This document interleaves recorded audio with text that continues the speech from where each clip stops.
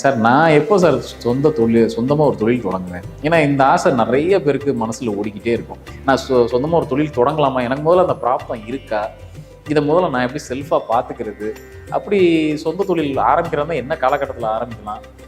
இன்னைக்கு நான் இன்னைக்கு நம்ம அதை தான் பார்க்க போகிறோம். இன்னைக்கு நான் சொல்ல போகிற இந்த ரூல்ஸ், இந்த விதிகளை நீங்கள் பொருத்தி பாருங்கள். உங்கள் ஜாதகத்தில் இருக்கான்னு பொருத்தி பாருங்கள். நம்மளோட 9ஆம் அதிபதி கொஞ்சம் ஸ்ட்ராங்காக இருந்துட்டாரு அப்படின்னாலே நமக்கு எண்ணங்கள் எல்லாம் பார்த்தீங்க அப்படின்னா சொந்த தொழிலை நோக்கி தான் இருக்கும். என்னதான் அவங்க வந்து ஒரு கம்பெனியில் வேலை செஞ்சுட்டு இருந்தாலுமே அந்த முதலாளிக்கு ஈக்குவலான ஒரு ஸ்டேட்டஸை எதிர்பார்ப்பாங்க. எனக்கு அந்த இடத்துல ஒரு மரியாதை இல்லை அப்படின்னா அந்த கம்பெனியில் நான் வேலை செய்ய மாட்டேன் அப்படிங்கிறதுல ரொம்ப தெளிவாக இருப்பாங்க. ஏன்னா இப்போ அடுத்து வந்து நமக்கு இன்வெஸ்ட்மெண்ட்ஸ்னு ஒரு விஷயம் இருக்குது. ஒரு தொழில் தொடங்கணும் அப்படின்னா முதல்ல இன்வெஸ்ட்மெண்ட்ஸை உள்ளே கொண்டு வரணும். நம்ம சந்திரனோட நிலைமை எப்படி இருக்குன்னு பாருங்கள். நம்ம ஜாதகத்தில் நிறைய பேர் போய் மாட்டிக்கிறதே என்னன்னா, நம்ம இன்வெஸ்ட்மெண்ட் போய் பெரிய அளவில் போய் ஒரு இடத்துல போய் மாட்டிக்கணும். ஒன்று ப்ரிகாஷன், இன்னொன்று போஸ்ட்மார்ட்டம்னு சொல்லுவோம். அதாவது முடிஞ்சதுக்கு அப்புறம் நடக்கக்கூடிய விஷயத்தை போயிட்டு நம்ம வந்து அதை சரி பண்ணி அதுக்கு பரிகாரம் செஞ்சு திருப்பி அதுலேருந்து நம்ம தப்பிச்சு வெளியில் வந்து திருப்பி லைஃப்பை மேலே நோக்கி கொண்டு போகிறதுக்கு பதிலாக நான் அதிக இன்வெஸ்ட்மெண்ட்ஸ் போட்டு பண்ணணுமா, இல்லை இன்வெஸ்ட்மெண்ட்ஸை கம்மியாக வச்சுக்கணுமா, இல்லை ப்ரோக்கரேஜ் கமிஷன்ஸ் இந்த மாதிரியான விஷயங்கள்லாம் நான் தொழில் பண்ணணுமா, ரியல் எஸ்டேட் மாதிரியான தொழில் நான் செய்யலாமா, இது எல்லாமே உங்கள் ஜாதகம் அழகாக வெளிச்சம் போட்டு காமிச்சிருங்க. ஒரு ஜோதிடரை நீங்கள் உங்களுக்கு எந்த விருப்பமான ஜோதிடரை நீங்கள் போய் கேட்டு தெரிஞ்சுக்கிட்டு அதுக்கப்புறம் தொழிலுங்கிற அந்த கடலில் இறங்குனீங்க அப்படின்னா அது சக்ஸஸை நோக்கி போகும்.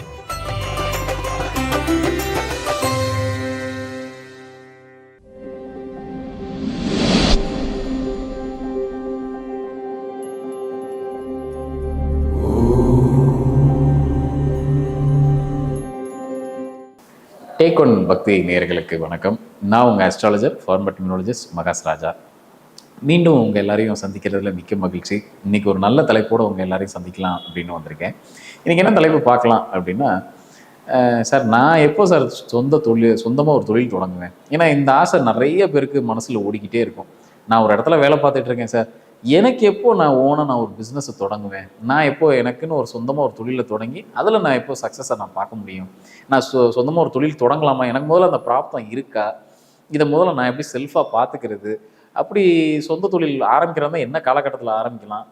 நான் அதில் சக்ஸஸ் பண்ணுவேன். ஏன்னா ஆரம்பிக்கிறது விஷயம் இல்லை, ஒரு சொந்த தொழில் ஆரம்பிக்கிறது விஷயம் இல்லை, அதில் நான் சக்ஸஸ் கொடுப்பேனா அப்படிங்கிறது தான் ரொம்ப முக்கியமான விஷயம்.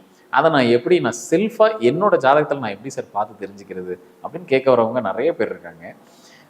இன்றைக்கி நம்ம அதை தான் பார்க்க போகிறோம். இன்றைக்கி நான் சொல்ல போகிற இந்த ரூல்ஸ், இந்த விதிகளை நீங்கள் பொருத்தி பாருங்கள். உங்கள் ஜாதகத்தில் இருக்கான்னு பொருத்தி பாருங்கள். அப்படி இருந்தது அப்படின்னா நீங்கள் சொந்த தொழிலை நோக்கி உங்களோட கவனங்களை நீங்கள் அதை நோக்கி செலுத்தலாம். ரைட். இதில் ரொம்ப முக்கியமானது என்ன அப்படின்னா, நம்மளோட 9ஆம் அதிபதி கொஞ்சம் ஸ்ட்ராங்காக இருந்துட்டாரு அப்படின்னாலே நமக்கு எண்ணங்கள் எல்லாம் பார்த்தீங்க அப்படின்னா சொந்த தொழிலை நோக்கி தான் இருக்கும்.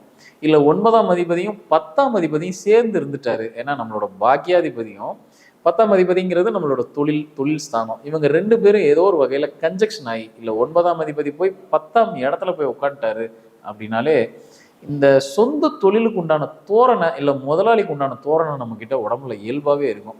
நம்ம என்னதான் ஒரு கம்பெனியில் வேலை செஞ்சுட்டு இருந்தாலுமே நம்ம அந்த கம்பெனியை நம்ம தான் லீட் பண்ணி நடத்துகிறோம், இல்லை ஒரு டாப் பொசிஷனில் உட்காந்துருக்கோம், நம்ம தான் அந்த கம்பெனியில் எல்லாமே அப்படிங்கிற ஒரு தோரணை நமக்கு இயல்பாகவே கொடுத்துரும். இந்த கன்ஜெக்ஷன் இருக்கிறவங்கள நீங்கள் செக் பண்ணி பாருங்கள். என்னதான் அவங்க வந்து ஒரு கம்பெனியில் வேலை செஞ்சுட்டு இருந்தாலுமே அந்த முதலாளிக்கு ஈக்குவலான ஒரு ஸ்டேட்டஸை எதிர்பார்ப்பாங்க. எனக்கு அந்த இடத்துல ஒரு மரியாதை இல்லை அப்படின்னா அந்த கம்பெனியில் நான் வேலை செய்ய மாட்டேன் அப்படிங்கிறதுல ரொம்ப தெளிவாக இருப்பாங்க. அப்போ 9ஆம் அதிபதி 10ஆம் அதிபதி கன்ஜெக்ஷனோடு இருக்கிறவங்களுக்கு ஒரு நாள் அவங்க தொழிலை நோக்கி தன்னோட லைஃப்பில் என்றைக்காவது ஒரு நாள் அந்த தொழிலை நோக்கி தன்னை புஷ் பண்ணிட்டு போயிடுவாங்க. இருக்கிற ஸ்டாண்டர்ட்லேயே நம்ம லைஃப்பை முடிச்சுக்கணும் அப்படிங்கிற எண்ணம் ஓட்டம் அவங்களுக்கு நிச்சயமாக அவங்க மைண்டில் இருக்கவே இருக்காது. என்றைக்கா ஒரு நாள் நம்ம முதலாளி ஆயிடணும், ஒருவேளை முதலாளி ஆகிறதுக்கு உண்டான ட்ரைனிங்கை தான் வேலை பார்க்குற இடத்துல அந்த தோரணையிலே அவங்க காமிச்சிக்கிட்டே வருவாங்க. நல்லா லீட் பண்ணி போவாங்க. அதே மாதிரி நிறைய பேரை, அதாவது தனக்கு கீழே நிறைய பேரை வச்சு வேலை வாங்குற யுக்தி பார்த்திங்கன்னா இவங்ககிட்ட அதிகமாக இருக்கும். அதே போல் பார்த்திங்க அப்படின்னா இந்த சந்திரன் வந்து, ஏன்னா இப்போ அடுத்து வந்து நமக்கு இன்வெஸ்ட்மெண்ட்ஸ்னு ஒரு விஷயம் இருக்குது. ஒரு தொழில் தொடங்கணும் அப்படின்னா முதல்ல இன்வெஸ்ட்மெண்ட்ஸை உள்ளே கொண்டு வரணும். நம்ம சந்திரனோட நிலைமை எப்படி இருக்குன்னு பாருங்கள். நம்ம ஜாதகத்தில் சில பேருக்கு சந்திரன் பார்த்திங்க அப்படின்னா 6, 8, 12 போய் உட்காந்துருவாங்க. 6, 8, 12 போய் சந்திரன் உட்காந்துருச்சு அப்படின்னாலே கொஞ்சம் நம்மளோட இன்வெஸ்ட்மெண்ட்ஸை கொஞ்சம் பார்த்து பண்ணுறது ரொம்ப நல்லது. 10ல் நம்மளால் வந்து 10 மடங்கு இருக்குது அப்படின்னா 1 மடங்கான இன்வெஸ்ட்மெண்ட் பண்ணி நம்ம அந்த தொழிலை செய்கிறது ரொம்ப நல்லது. ஏன்னா நிறைய பேர் போய் மாட்டிக்கிறதே என்னென்னா, நம்ம இன்வெஸ்ட்மெண்ட் போய் பெரிய அளவில் போய் ஒரு இடத்துல போய் மாட்டிக்கும். ஒரு தொழில் தொடங்கலாங்கிற ஐடியா வந்துடும், இன்வெஸ்ட்மெண்ட்ஸை பெருசாக கொண்டு போய் உள்ளே இறக்கிடுவாங்க. அப்படி பண்ணாமல் இன்வெஸ்ட்மெண்ட்ஸை ரொம்ப மினிமமாக வச்சுக்கிட்டு முடிந்த வரைக்கும் சொந்த ஊரில் இல்லாமல் கொஞ்சம் வேறு ஏதாவது ஊரில் போயிட்டு அவங்க தொழிலாக செஞ்சாங்க அப்படின்னா நிச்சயமாக அது ஒரு சக்ஸஸை நோக்கி போகும். ஆனால் சொந்த ஊர்லேயே இருந்துக்கிட்டு அதிகப்படியான இன்வெஸ்ட்மெண்ட்ஸையும் போட்டுக்கிட்டாங்கன்னா இந்த இன்வெஸ்ட்மெண்ட்டுங்கிற விஷயம் போய் லாக் ஆகிடும். இதுக்கு இன்னொரு விஷயமும் நமக்கு சப்போர்ட் பண்ணணும். 4ஆம் பாவகம் நம்ம சார்ட்டில் ஒரு இடம் இருக்கும். இன்வெஸ்ட்மெண்ட்ஸ் போடலாமா வேண்டாமா அப்படிங்கிறது அந்த 4ஆம் பாவகம் நமக்கு அப்படியே ஆணித்தனமாக நமக்கு சொல்லிடுங்க. அது நல்ல பாவகிரகங்களோட சேர்ந்துருக்கா, இல்லை நல்ல கிரகங்களோட சேர்ந்துருக்கா, பாவகிரகங்கள் நிறைய சூழ்ந்திருக்கா, அந்த இடத்த கொஞ்சம் செக் பண்ணிக்கங்க. இல்லை அஸ்தங்கமாயிருக்கா, என்ன கண்டிஷனில் இருக்குன்றத பாருங்கள். ரொம்ப அந்த இடத்துல வந்து ரொம்ப கெட்டு போயிருக்கு, ரொம்ப அடி வாங்கியிருக்கு அப்படின்னா தொழிலுக்கான இன்வெஸ்ட்மெண்ட்டுக்கு முக்கிய இடமே 4ஆம் பாவம் தான். அந்த இடம் அடி வாங்கிருச்சுனால இன்வெஸ்ட்மெண்ட் போட்டு பண்ணக்கூடிய தொழிலை செய்யாதீங்க. இன்வெஸ்ட்மெண்ட் இல்லாமல் புரோக்கரேஜ், கமிஷன் இது மாதிரி நமக்கு வருமானங்கள் வரும் இல்லையா, நம்மளோட உழைப்பை மட்டுமே பயன்படுத்தி செய்யக்கூடிய தொழிலை எடுத்துக்கங்க, அதை சூஸ் பண்ணிக்கங்க. நீங்கள் அதிகப்படியான ரிஸ்க் எடுக்க வேண்டாம் அப்படிங்கிறத இந்த 2 அமைப்பு இருக்கிறவங்களுக்கு நம்ம ஒரு பெரிய வார்னிங்காகவே கொடுக்கலாம். நீங்களும் அதுலேருந்து கொஞ்சம் தெரிஞ்சுக்கலாம். இதில் இந்த அமைப்பு இருக்கிறவங்க ஒன்றும் இல்லை, சந்திரன் 6, 8, 12 இருக்கிறவங்கள போய் நீங்கள் கேட்டு பாருங்கள். ஏதாவது ஒரு காலகட்டத்தில் நீங்கள் இன்வெஸ்ட்மெண்ட்ஸ் பெருசாக போய் ஏதாவது ஒரு கம்பெனிலேயோ இல்லை நீங்கள் ஏதாவது தொழில் தொடங்கி அதில் இன்வெஸ்ட்மெண்ட்ஸ் பெருசாக போட்டு மாட்டினவங்க இருக்கீங்களா அப்படின்னு கேட்டு பாருங்க. நிச்சயமா ஆமாம் சார், 100% இந்த ரூல் வந்து அவங்களுக்கு புரிஞ்சு வரும். அப்படி அதில் லைஃப்பில் அடிப்பட்டவங்க இருக்காங்க. இது போய் ஒரு விஷயத்த நம்ம செஞ்சு பார்த்து அதில் அடிபட்டு தான் தெரிஞ்சுக்கணுங்கிறது இல்லை. நம்ம ஜாதகத்தில் அமைப்பு இப்படி இருக்கா, இந்த விஷயத்தில் நம்ம கொஞ்சம் அவாய்ட் பண்ணிக்கிறது ரொம்ப நல்லது. ஏன்னா ஜோதிடத்தை 2 விதமாக பார்க்கலாம். ஒன்று ப்ரிகாஷன், இன்னொன்று போஸ்ட்மார்ட்டம்னு சொல்லுவோம். அதாவது முடிஞ்சதுக்கு அப்புறம் நடக்கக்கூடிய விஷயத்த போயிட்டு நம்ம வந்து அதை சரி பண்ணி அதுக்கு பரிகாரம் செஞ்சு திருப்பி அதுலேருந்து நம்ம தப்பிச்சு வெளியில் வந்து திருப்பி லைஃப்பை மேலே நோக்கி கொண்டு போகிறதுக்கு பதிலாக இந்த அமைப்புகள்லாம் இருக்கா. ஏன்னா கிரகங்கள் முதல்ல நம்மளை வந்து ஒரு இடத்துக்கு தள்ளணும் அப்படின்னா நமக்கு ஆசையை தான் முதல்ல தூண்டும். நம்ம ஆசையை தூண்டி அதை அதிகப்படுத்த என்ன பண்ணுவோம், நம்மளை அறியாமலே ஒரு இடத்துல போய் நம்ம அந்த தவறை செய்வோம். நமக்கு என்னதான் அந்த பிராப்தம் நம்ம ஜாதகத்தில் இல்லைனாலும் அந்த தப்பை போய் நம்ம செய்வோம், செஞ்சு ஒரு இடத்துல போய் மாட்டிப்போம். திருப்பி அதுலேருந்து மீண்டு வந்து திருப்பி லைஃப்பை திருப்பி ரீஸ்டார்ட் பண்ணக்கூடிய நிலைமைக்கு நிறைய பேர் போனவங்க இருக்காங்க. அப்படி நீங்கள் செஞ்சிட வேண்டாம். இந்த அமைப்புகள்லாம் இருக்கான்னு பாருங்கள். அதே மாதிரி ஒரு ஒரு பெண் இருக்காங்க, அவங்களுக்கு வரக்கூடிய கணவர், அவரோட ஜாதகத்தில் சந்திரன் ப்ளஸ் சனி இந்த காம்பினேஷன் இருக்கான்னு பாருங்கள். வரக்கூடிய கணவருக்கு சந்திரன் ப்ளஸ் சனிங்கிற காம்பினேஷன் இருந்தது அப்படின்னா அவர் என்ன செய்வாருன்னா, கல்யாணம் பண்ணுற வரைக்கும் அவருக்கு சொந்த தொழில் ஆரம்பிக்கிற இன்ட்ரெஸ்ட் இருக்காது. கல்யாணம்னு ஒன்று ஆனதுக்கு அப்புறம் அவரை சொந்த தொழிலை நோக்கி தன்னை புஷ் பண்ணுவார். எப்படியாவது இந்த இருக்கிற வேலையை விட்டுட்டு நம்ம ஒரு சின்ன பெட்டி கிடையாது போட்டு பொழைச்சிக்கணும்பா அப்படிங்கிற ஒரு எண்ணத்துக்கு தன்னைத்தானே புஷ் பண்ணி வெளியில் கொண்டு வந்துருவார். நிச்சயமாக கல்யாணத்துக்கு அப்புறம் ஒரு நாள் அந்த வேலையை திடீர்னு விட்டுட்டு அவர் ஒரு சொந்த தொழிலை நோக்கி போக ஆரம்பிச்சிருவார்.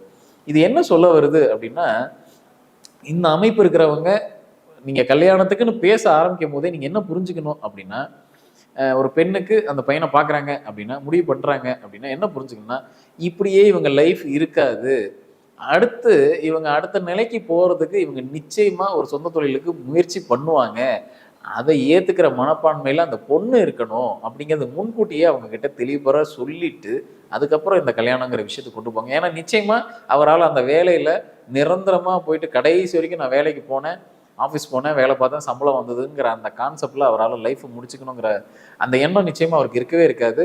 ஒரு நாள் சொந்த தொழிலை நோக்கி போவார். அதே மாதிரி இந்த சூரியன் சனி சேர்க்க இருக்கிறவங்களுக்கும் இது பொருந்தும்.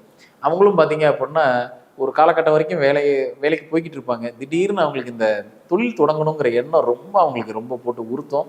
ஒரு நாள் அந்த வேலையை திடீர்னு விட்டுட்டு வந்துட்டு தொழில் தொடங்குறேன்னு வெளியில் வந்துடுவாங்க.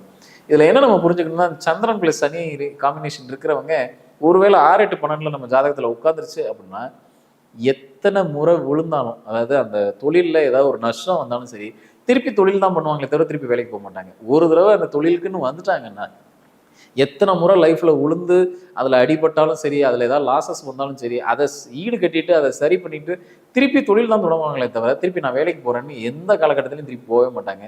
இப்போ நான் சொல்லியிருக்க அந்த காம்பினேஷன்ஸ் எல்லாருக்கும் இருக்கான்னு பாருங்கள். அதே மாதிரி சனி ஒருத்தருக்கு, ஏன்னா தொழில் அப்படின்னால தொழில் காரகத்துக்கு உண்டான கிரகம் யாருன்னா சனி. இந்த சனி ஒரு நல்ல நிலைமையில் இருக்கணுங்க. சில பேருக்கு ஆட்சியாக இருக்கும், உச்சமாக இருக்கும். சனி ரொம்ப நல்லா இருந்துட்டாரு அப்படின்னா 2 விஷயம் நடக்கும் அவங்களுக்கு லைஃப்பில். ஒன்று, ரொம்ப படிநிலையில் இருக்கக்கூடிய தொழில்களை ஏதாவது ஒன்று எடுத்து செய்வாங்க. அதாவது ஒரு துப்புரவு பணியாளராக இருப்பாங்க, இல்லை டெய்லி உழைக்கக்கூடிய வர்க்கமாக இருப்பாங்க.